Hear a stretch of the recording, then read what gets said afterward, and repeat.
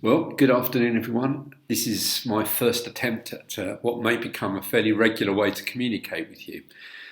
Last night I went to bed, or I was at work yesterday afternoon, and I've been reflecting that the world changed during the afternoon. And as we all have been doing, I'm sure we've been making adjustments to that ever since.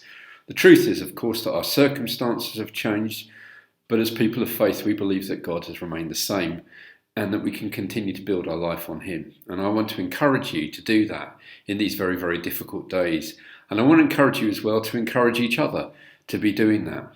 However, there are some things that we've had to decide today that I wanted to inform you about so that you know where we're at as church and where we're going from here on in.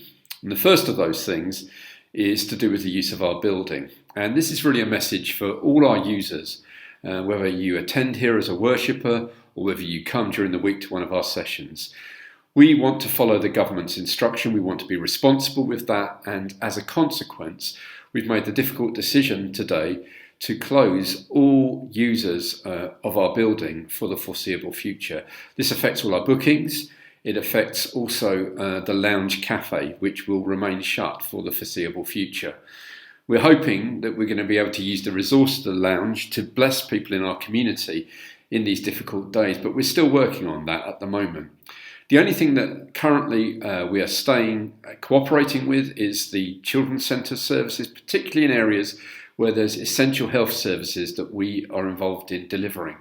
We believe that indeed our space here at the building, as we remove the non-essential users, may indeed become a place which accommodates essential health services in the future. We don't know where that's going to go, but we want to make space for that and serve our community as and when.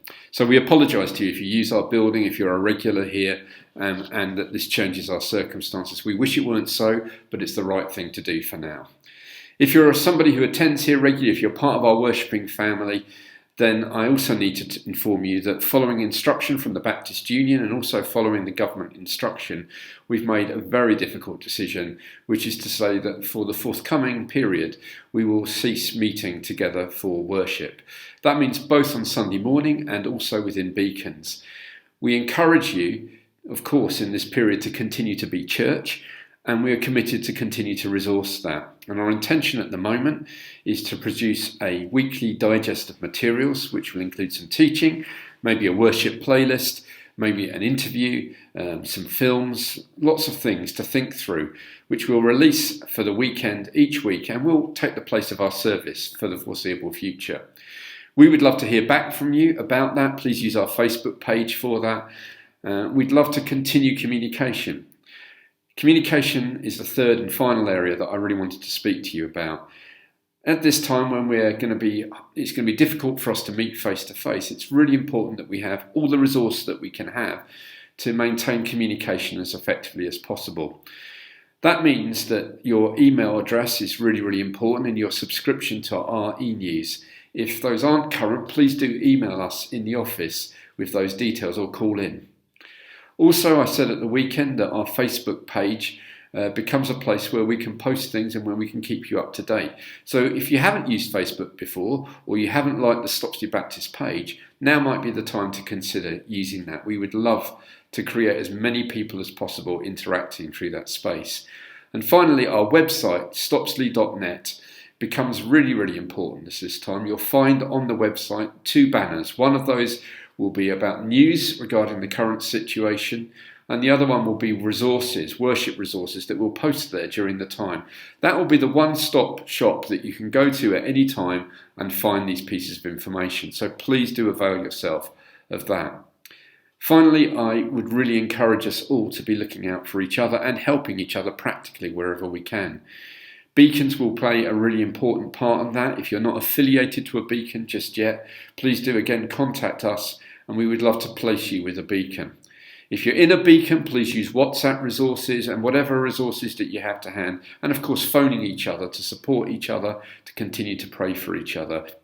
Our office for the time being is going to remain open, and we think, although we can't guarantee, that people will be on the phones here, certainly Monday to Wednesday between 9:30 and 3:30 roughly.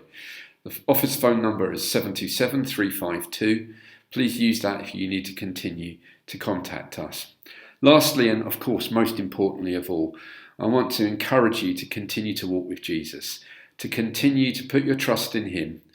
It seems to me that Psalm 46 has become a bit of a watchword for this time, which begins with God is our refuge and our strength, an ever-present help in times of darkness, and ends with those words, be still and know that I am God. If your heart is fluttering like mine is from time to time, if you're getting concerned or worried, as is natural at this time, then hear those words, be still and know that I am God.